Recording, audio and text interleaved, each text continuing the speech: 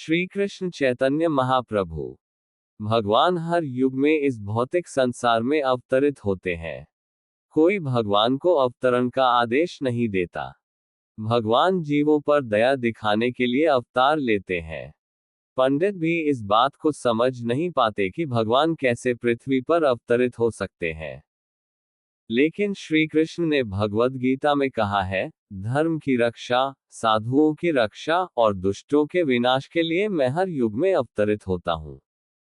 शास्त्रों में भगवान के अवतारों का वर्णन आचार्यों द्वारा स्वीकार किया गया है। दुर्भाग्यवश इस कलियुग में कुछ अभक्ताम जनता को धोखा देने के लिए मैं ही भगवान हूँ कहकर स्वयं भगवान होने का स्वांग करते हैं। शास्त्र ज्ञान से वंचित लोग उनकी बातों पर विश्वास करके धोखा खा रहे हैं। विष्णु पुराण में कहा गया है, भगवान से अधिक शक्ति, धन, कीर्ति, सौंदर्य, ज्ञान और वैराग्य वाला कोई नहीं है। जो खुद को भगवान कहता है, उसमें ये 6 गुण होने चाहिए। यदि ये 6 गुण नहीं है, तो उसे धोखेबाज माना जाना चाहिए। शास्त्रों के आधार पर भगवान को पहचानने में असमर्थ होने पर हमें ऐसे ढोंगी के साथ नर्क जाना पड़ेगा। श्री कृष्ण भगवान के स्वयं अवतार श्री कृष्ण चैतन्य महाप्रभु कहते हैं, स्वयं को भगवान घोषित करने वाले भगवान नहीं है। चैतन्य महाप्रभु स्वयं भगवान होते हुए भी अपनी भक्ति का आनंद लेने और दूसरों को भक्ति सिखाने के लिए भक्त के रूप में अवतरित हुए। इसलिए इस अवतार को गुप्त अवतार या अज्ञात अवतार कहा जाता है।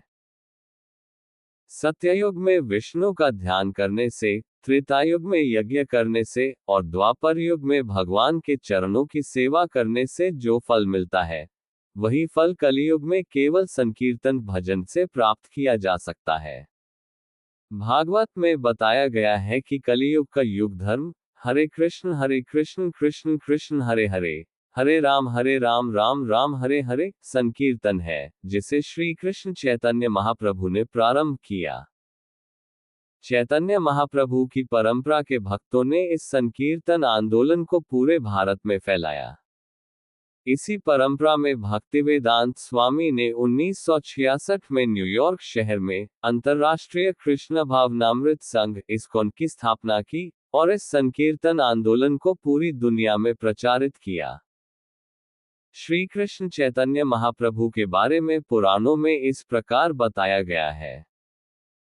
गर्ग मुनि ने श्रीमद् भागवत में दशम स्कंद, अष्टम अध्याय, 13वां श्लोक में श्री कृष्ण का नामकरण करते समय नंद महाराज से कहा, आपका पुत्र हर युग में अवतरित होता है।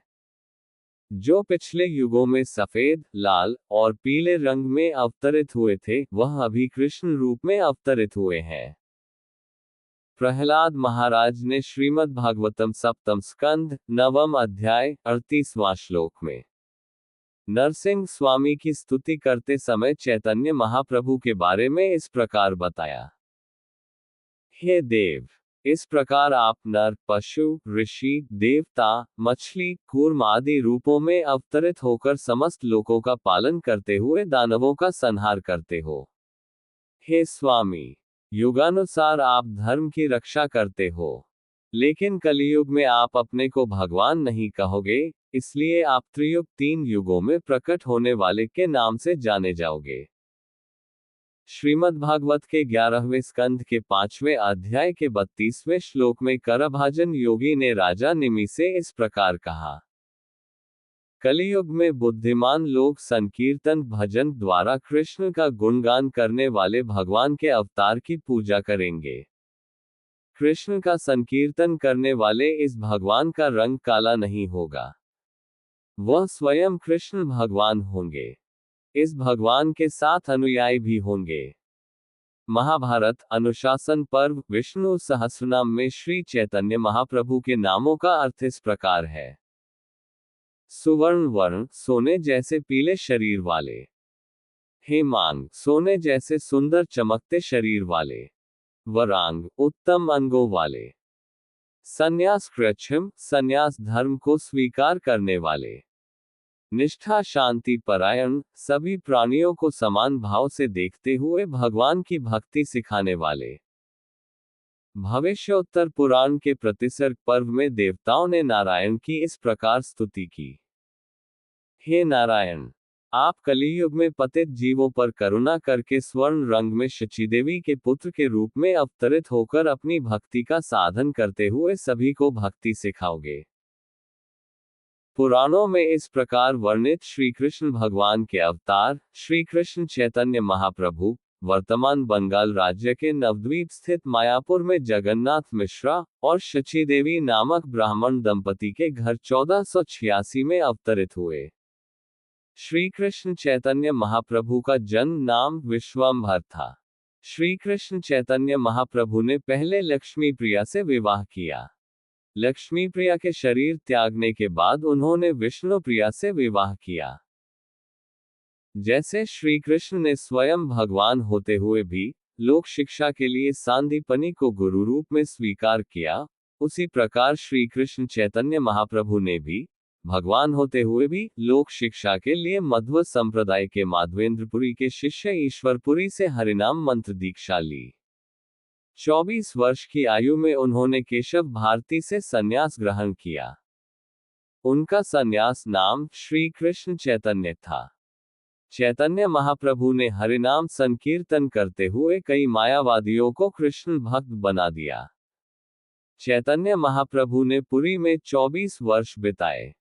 चैतन्य महाप्रभु की लीलाएं चैतन्य भागवत, चैतन्य चरितामृत और चैतन्य मंगल में विस्तृत रूप से वर्णित हैं। श्री कृष्ण चैतन्य महाप्रभु ने जगन्नाथपुरी को अपना निवास केंद्र बनाकर तीर्थ यात्राएं की।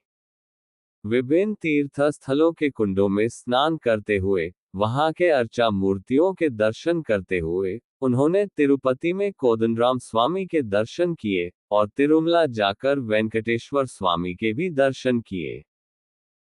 श्री कृष्ण चैतन्य महाप्रभु ने तिरुमला में वेंकटेश्वर स्वामी के दर्शन के बाद श्रीकालहस्ती जाकर वहां के श्रीकालहस्तेश्वर के भी दर्शन किए। श्री नित्यानंद प्रभु 5000 वर्ष पहले आदिशेष ने बलराम के रूप में अवतार लिया था। वही बलराम वर्तमान बंगाल राज्य के बीरभूम जिले के एक चक्रपुर नामक गांव में हाडाई पंडित और पद्मावती देवी नामक ब्राह्मण दंपति के घर 1473 में श्री नित्यानंद प्रभु के रूप में अवतरित हुए। वनवास के समय पांडवों ने कुछ दिनों के लिए इस एक चक्रपुर में निवास किया था। उसी समय भीम ने बकासुर का संहार भी किया था। नित्यानंद प्रभु का जन्म नाम कुबेर पंडित था। वे अपने मित्रों के साथ हमेशा रामायण, भागवत और श्री कृष्ण की लीलाओं को खेल के रूप में खेलते रहते थे। इन लीलाओं का नित्य हर समय स्मरण करते और खेलते हुए आनंदित रहने के कारण उन्हें नित्यानंद नाम मिला। एक बार एक सन्यासी तीर्थ यात्रा करते हुए एक चक्रपुर में हडाई पंडित के घर अतिथि के रूप में आए। हडाई पंडित ने सन्यासी की अतिथि सेवा की। सन्यासी के विदा होते समय उन्होंने हडाई पंडित से पूछा, क्या आप अपने पुत्र को मेरे साथ भेज सकते हो? हडाई पंडित सन्यासी की बात को नकार नहीं सके और अपने पुत्र नित्यानंद को उनके साथ भेज दिया। 12 वर्ष की आयु में सन्यासी के साथ निकले नित्यानंद प्रभु ने विभिन्न तीर्थ स्थलों का दर्शन किया और पंढरपुर पहुंचे। उसी समय माधवेंद्रपुरी भी वहां तीर्थ यात्रा कर रहे थे। नित्यानंद प्रभु ने माधवेंद्रपुरी से दीक्षा ली। नित्यानंद प्रभु ने वहां से विभिन्न तीर्थ स्थलों का दर्शन करते हुए वेंकटाचल में वेंकटेश्वर स्वामी के दर्शन किए।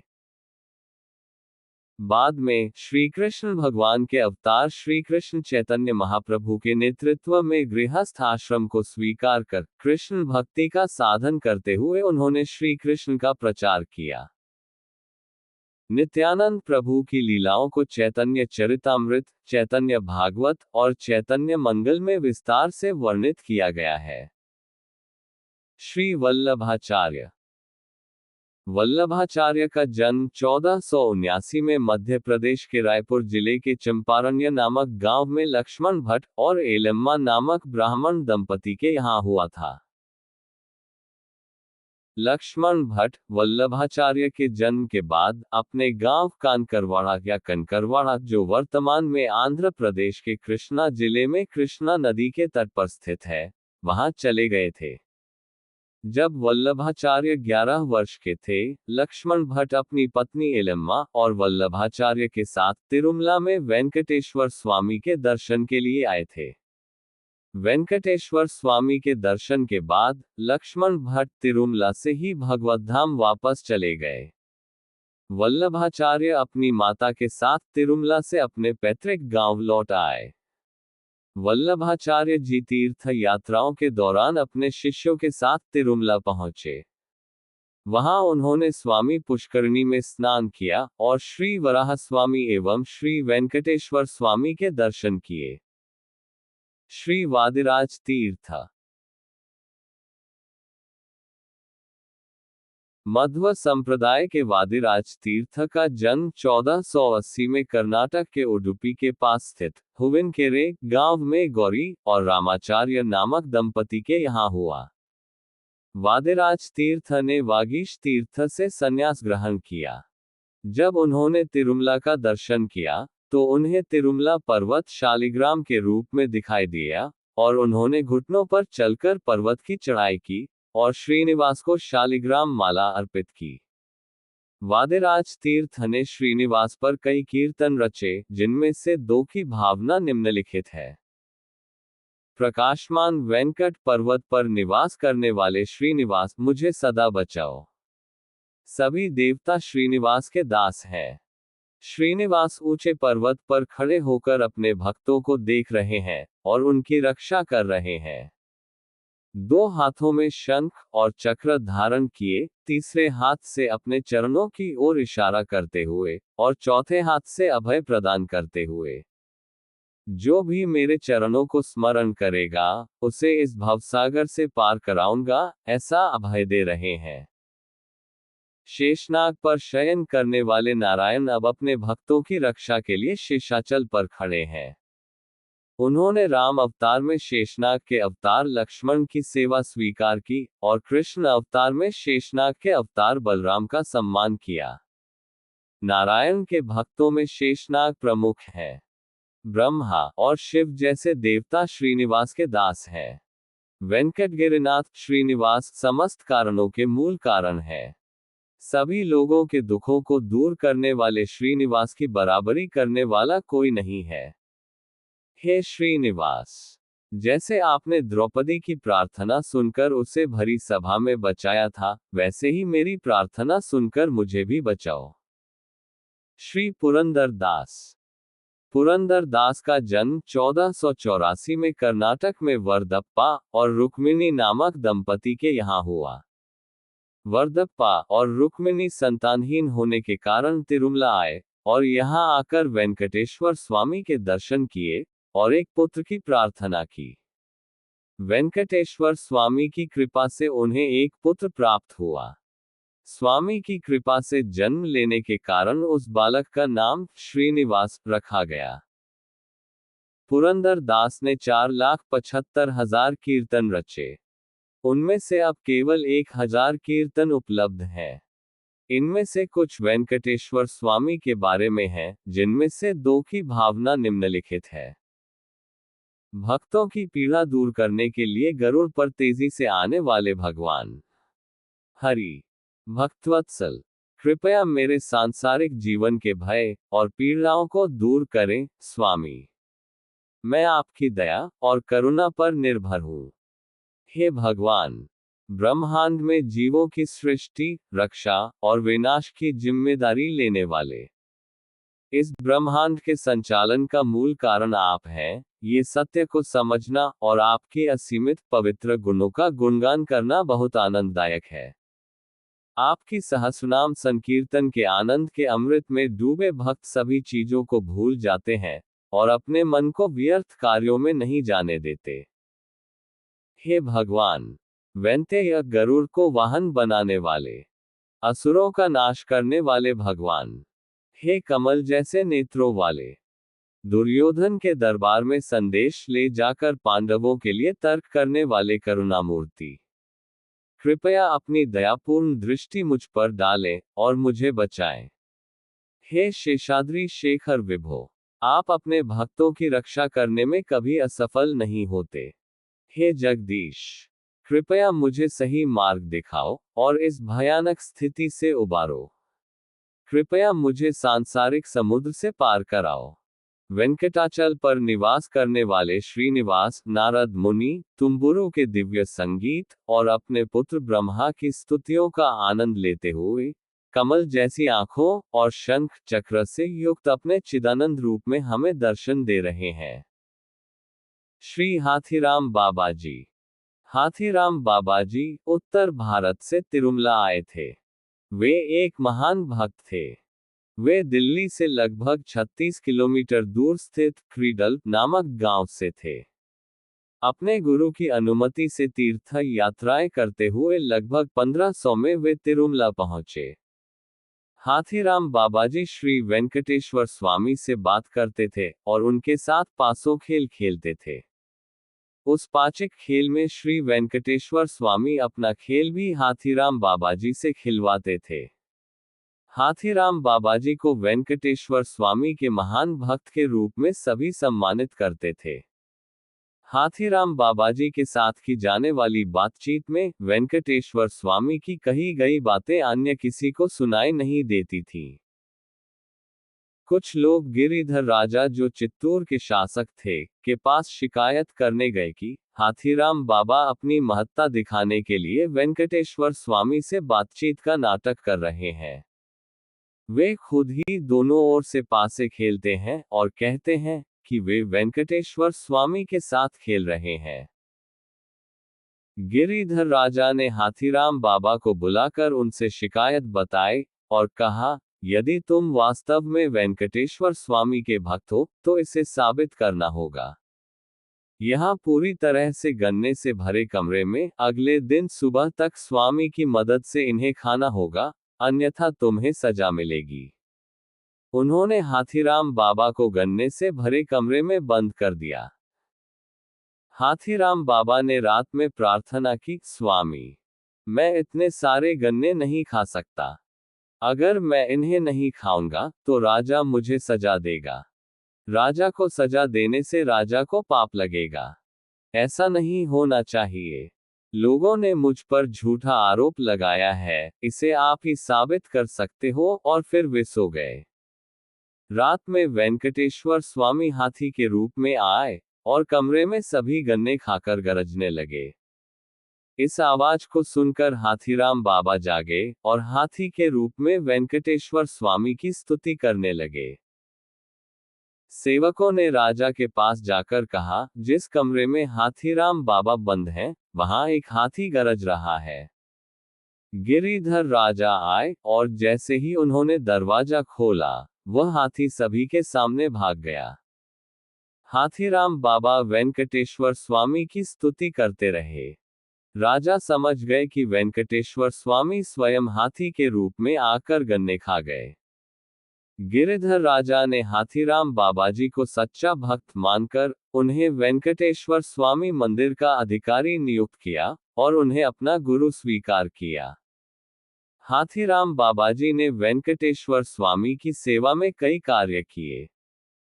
हाथीराम बाबाजी हर सुबह वेंकटेश्वर स्वामी के सुप्रभात सेवा में ताजा गाय का दूध और मक्खन अर्पित करते थे। आज भी हाथीराम बाबाजी के शिष्य तिरुमला में स्थित हाथीराम बाबाजी मठ से सोने की थालियों में दूध और मक्खन लाते हैं और सुप्रभात सेवा में अर्पित करते हैं। मंदिर के पुजारी इन्हें वेंकटेश्वर स्वामी को अर्पित करते हैं।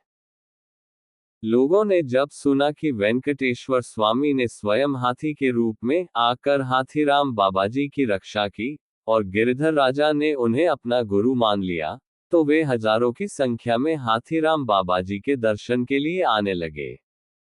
तिरुमला में उनके मठ में भक्तों की बढ़ती भीड़ देखकर हाथीराम बाबाजी ने पापनाशन मार्ग पर गोगर्भ तीर्थ और आकाशगंगा के बीच वेणुगोपाल स्वामी मंदिर की स्थापना की और वहीं वेणुगोपाल स्वामी की सेवा करने लगे।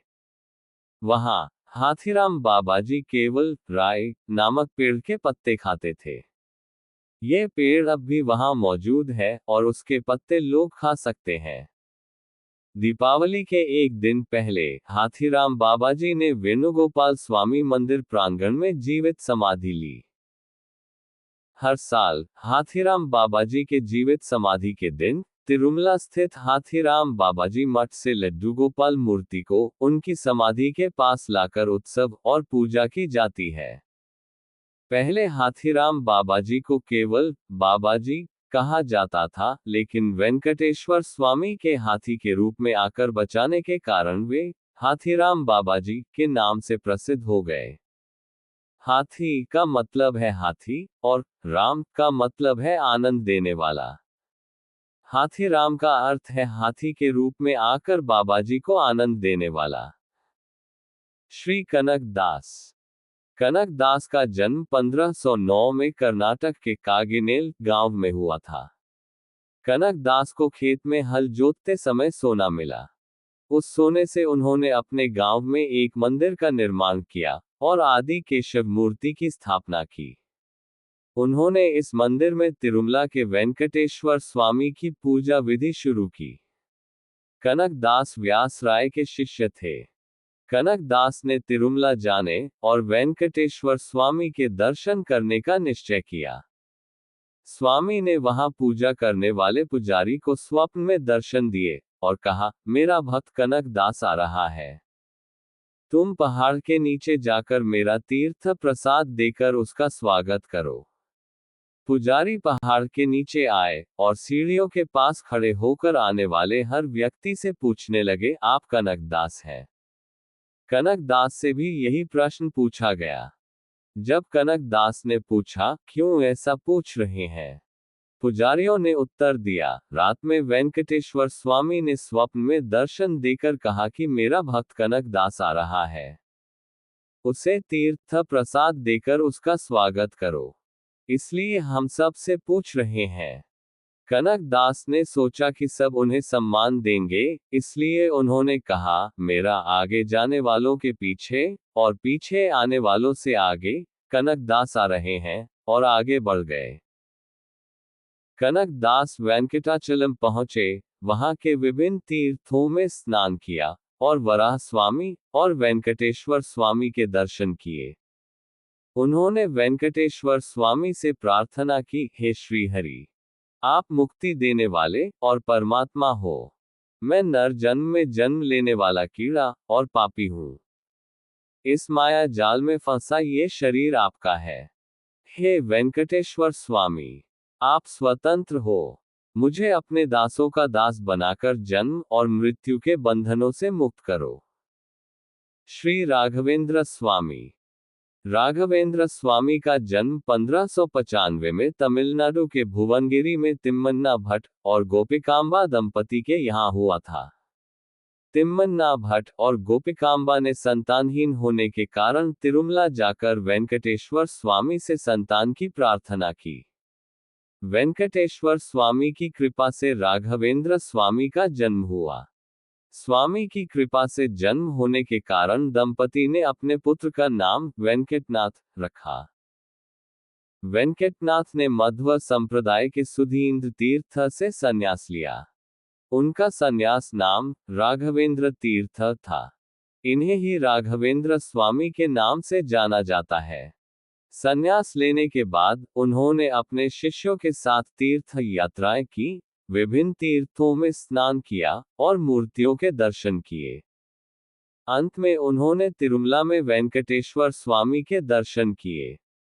श्री कृष्ण देव राय। श्री कृष्ण देव राय का जन्म 1509 में कर्नाटक के हम्पी में हुआ था।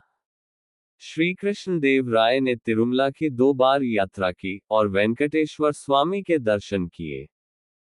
उन्होंने स्वामी को उपहार स्वरूप रत्न जड़ित मुकुट, 2 सोने की थालियां, 25 चांदी की थालियां, सोने के आभूषण, बहुत गाय और बहुत गांव अर्पित किए। भक्त शिरोमणि तरिगोंड वेंगमाम। तरिगोंड वेंगमाम का जन्म 1730 में तिरुपति से 80 किलोमीटर दूर वायलपाडु मंडल के तरिगोंड गांव में मंगम्मा और कनाल कृष्णಯ್ಯ दंपति के यहाँ हुआ था। 5 पुत्रों के जन्म के बाद कृष्णయ్య ने तिरुमला वेंकटेश्वर स्वामी के दर्शन किए और एक पुत्री की प्रार्थना की।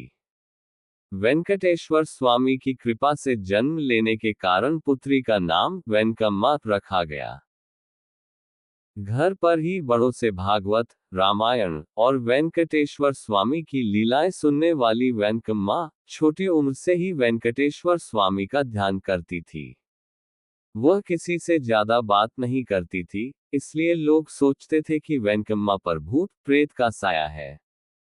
12 साल की उम्र में वेंकम्मा का विवाह वेंकटाचलपति नामक युवक से कर दिया गया। कुछ दिनों बाद ही वेंकटाचलपति की मृत्यु हो गई, जिससे वेंकम्मा अपने गांव लौट आए। वेंकम्मा घर पर ही रहते हुए वेंकटेश्वर स्वामी का ध्यान करती थी। वह वेंकटेश्वर स्वामी के बारे में कीर्तन रचती थी और उन्हें सुरीले स्वर में गाती थी। वेंकम्मा की भक्ति को देखकर सभी उसे आदर पूर्वक वेंगमाम कहने लगे। इस प्रकार वेंकम्मा वेंगमाम के नाम से प्रसिद्ध हुई। वेंगमाम प्रतिदिन तरिगोंड गांव में हनुमान मंदिर में स्थित नरसिंह स्वामी की पूजा करती थी, उन्हें तुलसी और फूलों की माला अर्पित करती थी और उनका ध्यान करती थी। वहां के हनुमान मंदिर के पुजारी को यह सहन नहीं होता था। एक दिन पुजारी ने वेंगमाम से क्रोधित होकर कहा, तुम किसी पवित्र स्थल पर जा सकती हो, हमेशा यहाँ रहकर हमारे जीवन को क्यों परेशान करती हो। पुजारी ने वेंगमाम को गुस्से में बाल पकड़कर मंदिर से बाहर निकाल दिया। वेंगमाम के गुस्से से पुजारी डर गया और उनके पैरों में गिरकर माफी मांगने लगा। वेंगमाम शांत हुई और पुजारी की बात को दैवी प्रेरणा मानते हुए तिरुमला जाकर वहां बसने का निश्चय किया। उस समय वेंगमाम की उम्र 21 वर्ष थी। तिरुमला पहुंचने पर वेंगमाम ने वेंकटेश्वर स्वामी के दर्शन करते हुए, ध्यान करते हुए और कीर्तन गाते हुए समय बिताना शुरू किया। वेंगमाम के निवास के लिए वेंकटेश्वर स्वामी ने अपने भक्त आत्मा रामदासु के माध्यम से एक झोपड़ी बनवाई। वेंकटेश्वर स्वामी की रसोई से वेंगमाम को आवश्यक भोजन सामग्री मिलती रही। वेंगमाम वेंकटेश्वर स्वामी के लिए कीर्तन गाती थी। वेंगमाम की भक्ति को देखकर अन्नमाचार्य के वंशजों ने तिरुमला पर्वत पर स्थित अपने घर में एक कमरा वेंगमाम के लिए देने का प्रस्ताव किया, जिसे वेंगमाम ने स्वीकार किया। यहाँ वेंगमाम घर के पीछे खाली स्थान में वेंकटेश्वर स्वामी की सेवा के लिए तुलसी के पौधे उगाती थी। इस समय ब्रिटिश सरकार ने अक्काराम दीक्षित को वेंकटेश्वर स्वामी मंदिर का मुख्य पुजारी नियुक्त किया। अक्काराम दीक्षित का घर वेंगमाम के तुलसी बगीचे के पास था। अक्काराम दीक्षित वेंगमाम से ईर्ष्या करते थे क्योंकि भक्त उन्हें अधिक सम्मान देते थे। अक्काराम वेंगमाम के तुलसी बगीचे में कचरा फेंकते थे। वेंगमाम ने कई बार उन्हें समझाया, लेकिन वह नहीं माने। एक दिन जब वेंगमाम ध्यान कर रही थी, अक्काराम दीक्षित ने जानबूझकर उनके बगीचे में कचरा फेंका। क्रोधित वेंगमाम ने श्राप दिया, तुम और तुम्हारा पूरा वंश इस क्षण रक्त वमन कर मर जाएगा, और अक्काराम दीक्षित और उनके परिवार के सभी सदस्य तुरंत मर गए। ब्रिटिश सरकार ने एक और पुजारी नियुक्त किया। नए पुजारी भी वेंगमाम से ईर्ष्या करते थे। एक बार ब्रह्मोत्सव के दौरान मंदिर के पुजारी ने वेंगमाम की निंदा की, जिससे वेंगमाम ने वेंकटेश्वर स्वामी मंदिर जाना बंद कर दिया। ब्रह्मोत्सव के 9वें दिन वेंकटेश्वर स्वामी का रथ वेंगमाम के घर के सामने रुक गया। सभी प्रयासों के बावजूद रथ नहीं हिला। नारियल तोड़ने, कद्दू फोड़ने और नींबू काटने के बावजूद रथ नहीं चला। भक्तों ने समझा कि किसी ने वेंगमाम के साथ अपराध किया था, जिससे रथ उनके घर के सामने रुक गया। सभी भक्तों ने वेंगमाम से क्षमा मांगकर रथ को आगे बढ़ाने की प्रार्थना की। वेंगमाम रथ के पास आई, वेंकटेश्वर स्वामी को प्रणाम कर आरती उतारी और रथ फिर से चलने लगा। वेंगमाम की भक्ति और तपस्या को देखकर कई भक्त उनके दर्शन के लिए आने लगे, जिससे उनके ध्यान में बाधा उत्पन्न होने लगी। वेंगमाम ने वेंकटेश्वर स्वामी से प्रार्थना की, स्वामी, मुझे अपने लोक में ले चलो। वेंकटेश्वर स्वामी ने वेंगमाम से कहा, तुम्बुरु तीर्थ पर एक गुफा है। वहां रहो, जहां कोई तुम्हें न देख सके। हर रात सुरंग मार्ग से मेरे मंदिर आकर मेरी पूजा करो। वेंगमाम ने वेंकटेश्वर स्वामी के निर्देशानुसार तुम्बुरु तीर्थ की गुफा में निवास किया और हर रात मंदिर आकर वेंकटेश्वर स्वामी की पूजा की। मंदिर के पुजारियों ने देखा कि रात में रखी पूजा सामग्री सुबह गायब हो जाती है। उन्होंने मंदिर के अधिकारियों को सूचित किया।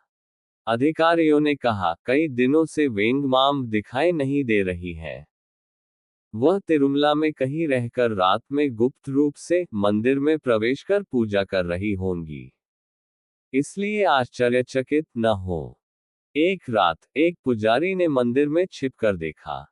उस रात वेंगमाम वेंकटेश्वर स्वामी की सेवा के लिए आए और पुजारी उन्हें देखकर डर के बेहोश हो गया।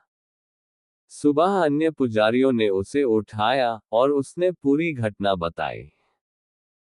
एक दिन एक व्यक्ति जो कुष्ठ रोग से पीड़ित था, अपनी पीड़ा सहन न कर पाने के कारण वेंकटेश्वर स्वामी के दर्शन के लिए तिरुमला आया। उसे दर्शन की अनुमति नहीं मिली।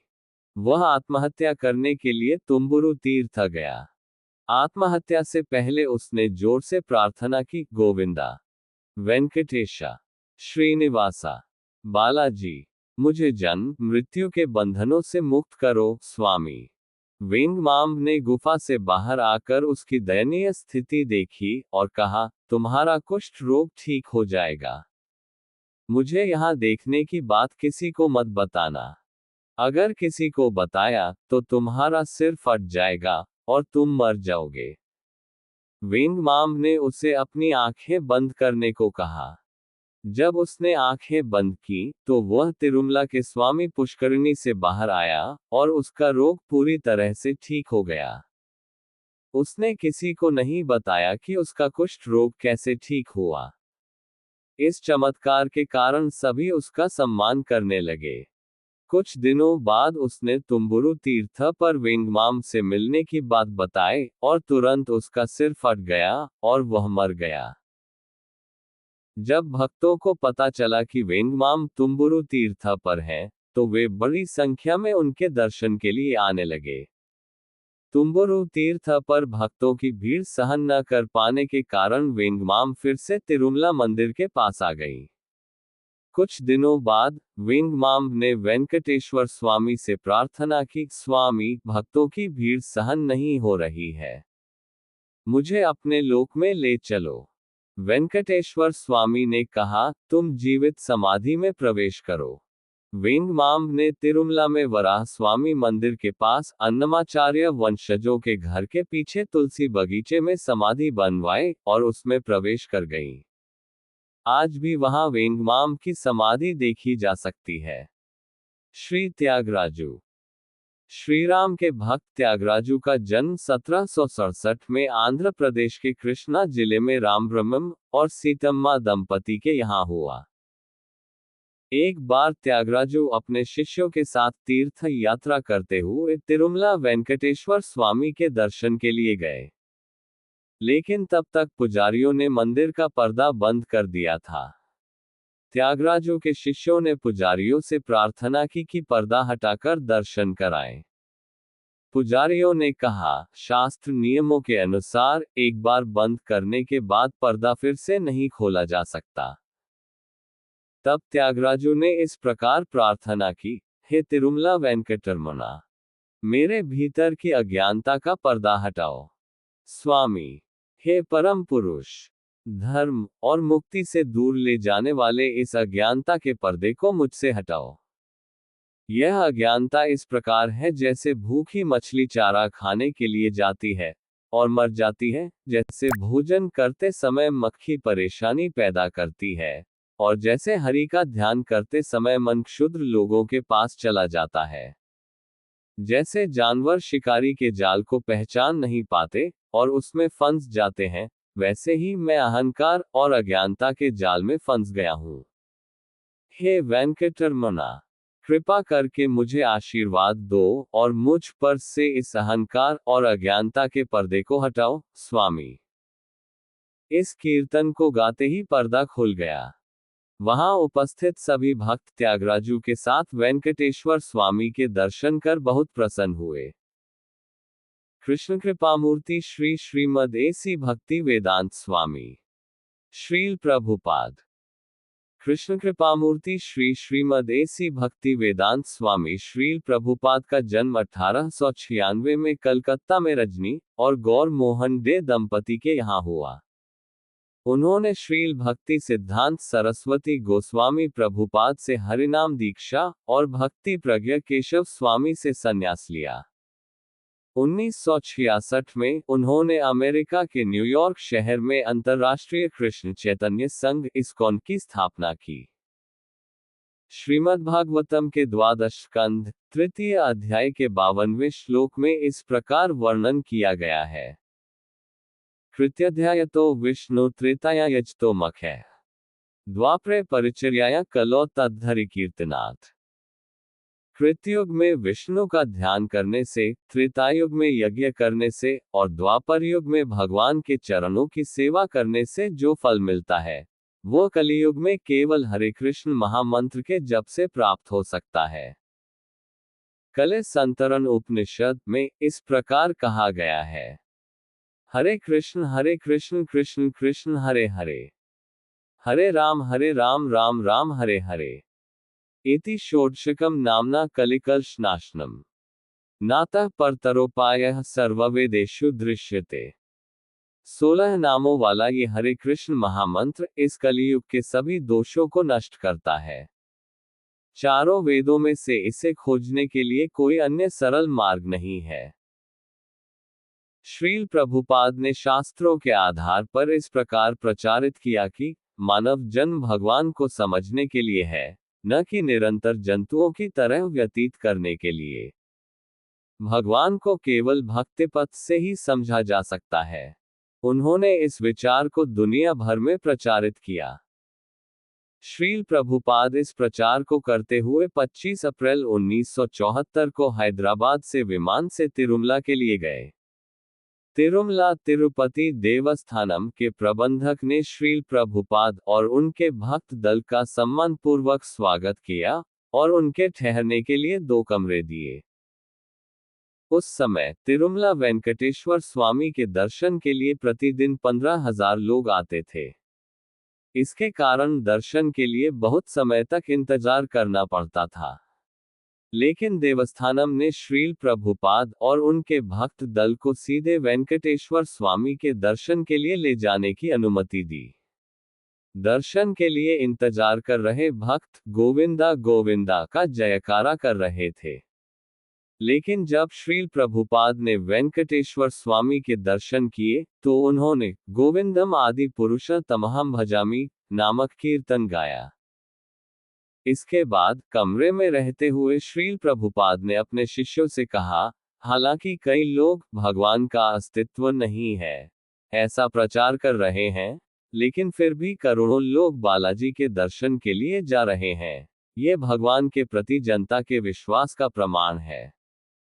वास्तव में लोग अपनी भौतिक कठिनाइयों से राहत या धन के लिए भगवान के दर्शन के लिए आते हैं, लेकिन वे सभी गोविंद नाम का जप कर रहे हैं। तिरुमला में आवास व्यवस्था को देखकर श्रील प्रभुपाद ने अपने शिष्यों से कहा, हमें भी सोने की गुंबदों से चमकते हुए बालाजी वेंकटेश्वर स्वामी के मंदिर जैसे मंदिर का निर्माण करना चाहिए। जब शिष्यों ने श्रील प्रभुपाद से पूछा, वेंकटेश्वर स्वामी को बालाजी क्यों कहा जाता है, तो उन्होंने उत्तर दिया, बालाजी का अर्थ होता है छोटे बच्चे। यहाँ पर वेंकटेश्वर स्वामी को श्री कृष्ण के रूप में बालाजी कहा जाता है। एक दिन तिरुपति मंदिर के एक अधिकारी ने श्रील प्रभुपाद से मिलने के समय बताया, हर महीने हुंडी में 40 लाख रुपये आते हैं। जब श्रील प्रभुपाद ने पूछा, आप उस धन का खर्च कैसे करते हैं, तो उन्होंने उत्तर दिया, अधिकांश भाग भवनों के पुनर्निर्माण के लिए उपयोग किया जाता है। श्रील प्रभुपाद ने कहा, मंदिर का पुनर्निर्माण अच्छा है, लेकिन कृष्ण के संदेश को पूरे विश्व में फैलाना सबसे अच्छा है। बालाजी का अर्थ है कृष्ण। कृष्ण का संदेश फैलना चाहिए। वही कृष्ण चैतन्य महाप्रभु के रूप में अवतरित हुए और हमें बताया कि कैसे भक्ति साधना करनी चाहिए। लंदन में प्रचार की कमी के कारण कई चर्चों की स्थिति खराब हो गई है। मंदिर केवल प्रचार के लिए बनने चाहिए। इसके बाद पास में मौजूद पुजारी ने कहा, हम एक और मंदिर बना रहे हैं, जिसमें पंचोपासन मायावाद की पद्धति से शंकराचार्य द्वारा सुझाए गए 5 मूर्तियों की पूजा पद्धति की शुरुआत करेंगे। श्रील प्रभुपाद ने आश्चर्य से कहा, क्या आपके आचार्य रामानुजाचार्य ने कभी पंचोपासन की सलाह दी थी? श्रील प्रभुपाद ने वहां 2 दिनों की अवधि में प्रतिदिन 3-4 बार बालाजी के दर्शन किए। हर बार वहां के पुजारियों ने श्रील प्रभुपाद को सीधे गर्भगृह के पास ले जाकर वेंकटेश्वर स्वामी के दर्शन करने का अवसर दिया, चाहे वह कितना भी समय लगे। श्रील प्रभुपाद ने तिरुमला से जाने के 1 महीने बाद तिरुमला तिरुपति देवस्थानम के अधिकारी को इस प्रकार एक पत्र लिखा। हाल ही में तिरुमला में 2 दिनों की यात्रा के दौरान आपने मेरे और मेरे शिष्यों हरे कृष्ण आंदोलन के सदस्यों के प्रति जो सम्मान और प्रेम दिखाया, उसके लिए मैं अपनी हार्दिक कृतज्ञता व्यक्त करता हूँ। आपने हमें बालाजी के दर्शन का जो अवसर दिया, हम उसे कभी नहीं भूल सकते। हमारे अमेरिका और यूरोप में रहने वाले अनुयायियों के लिए इस तरह का अवसर बहुत कम ही उपलब्ध होता है, और वे पूरी तरह से संतुष्ट हैं। यदि मौका मिला, तो हम पुनः तिरुमला आकर बालाजी के दर्शन करना चाहेंगे। हम अपनी संस्था के यात्रा करने वाले सदस्य के लिए एक विशेष कुटीर बनवाना चाहते हैं। यदि आप हमें स्थान देने के लिए तैयार हैं, चाहे वह बिक्री के लिए हो या दान के रूप में, तो कृपया हमें बताएं। इस विषय में कोई भी सलाह देने के लिए आप स्वतंत्र हैं। आपके अद्भुत आतिथ्य के लिए एक बार फिर धन्यवाद। आपका शुभचिंतक AC भक्तिवेदांत स्वामी। जब श्रील प्रभुपाद के शिष्य तिरुमला के अधिकारियों से मिले, तो देवस्थानम ने अलिपिरी में एक स्थान दान दिया। श्रील प्रभुपाद के शिष्यों ने वहां श्री श्री राधा गोविंद मंदिर का निर्माण किया।